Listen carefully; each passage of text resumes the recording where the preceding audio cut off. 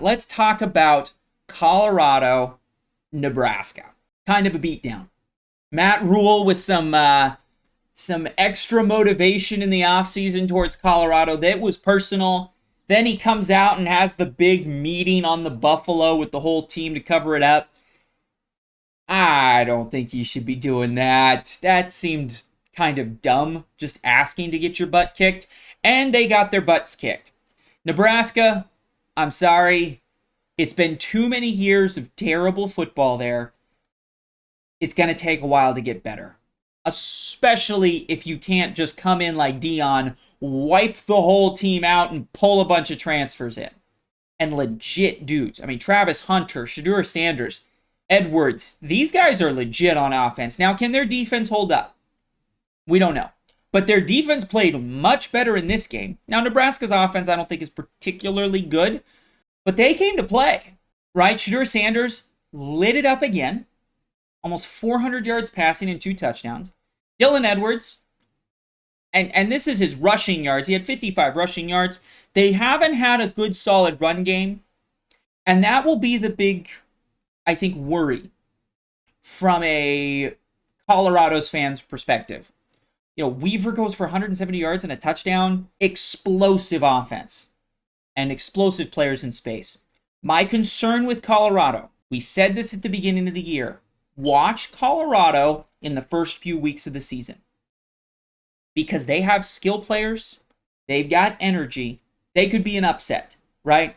They could be a dominant team in the first few weeks. I am very curious as the season goes on, just because of their depth. Do they have enough depth? Not saying somebody's going to get injured, but somebody getting tired. Week 4, week 5, week 6, week 8, 9, 10. Those last few weeks, will this defensive line, will this offensive line, will these linebackers and corners, will they have enough energy? Specifically, I would look at the defensive line and the linebackers. Offensive linemen are expected, they're going to play every snap anyways, right? So they should be okay. But where the depth might show up is on that defensive line. Now, that defensive line played very well against Nebraska. But again, it's only week 2. Still got a lot of energy. Bumps and bruises haven't started. I'm very interested to see Colorado towards the end of the season. I think they're going to remain explosive. But there is a potential issue that Colorado has. And this is the issue that a lot of the big offensive teams, our flashy offensive teams, have had in the past. Can they win in the trenches? They don't have a run game right now. It's just not very good. Shedeur lights it up. Absolutely, 400 yards. But he had to pass it 42 times. Edwards, very explosive back. 9 carries, 55 yards. That's pretty good, but that's not very many carries. Right? 9 carries? You ran the ball 9 times? Especially in a game that you won very handedly. Like, this game was never really in question. First quarter, battle. Second quarter, started to open up, and then they just poured it on. But when you win by this much, I would expect your running to be much higher, right? Fourth quarter, you're up 29-7. At that point, just run the ball out. And yeah, Nebraska scores at the very end, little 4-yard pass, score an extra touchdown. But you're up 29-7. That's not particularly close. You should see more rushing yards than 58. 58 yards is not going to cut it.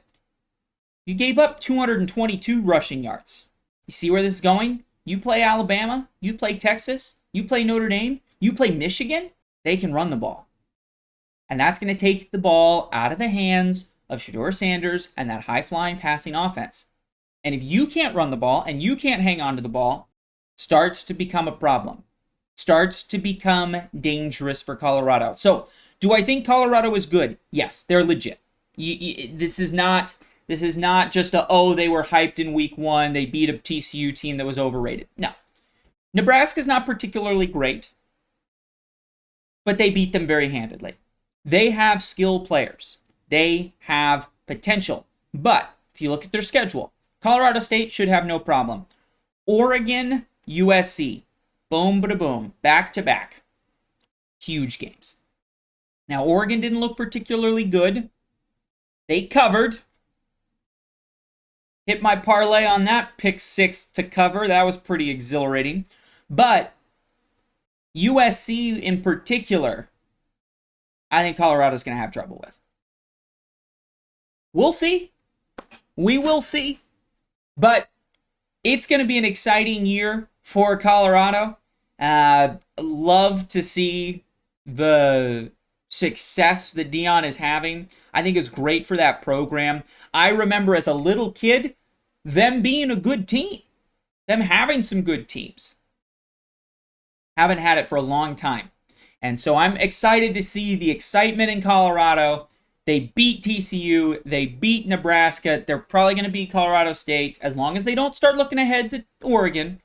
But I think they're going to have trouble against some of the Blue Bloods.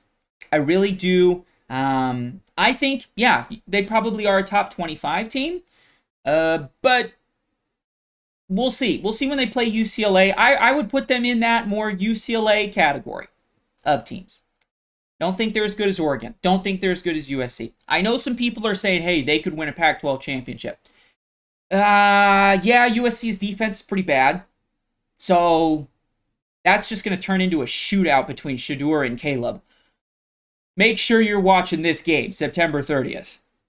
Absolutely find yourself a TV because that is going to be a wild one. There's going to be so many points scored in that game, I would guess. I mean, USC is putting up serious points on everybody, but they're also, giving up 28 points to San Jose State. Thank you so much for watching. If you enjoyed this video, please consider subscribing, share it with a friend. Let me know in the comments down below what you think about all of these different college football teams, and we'll see you tomorrow.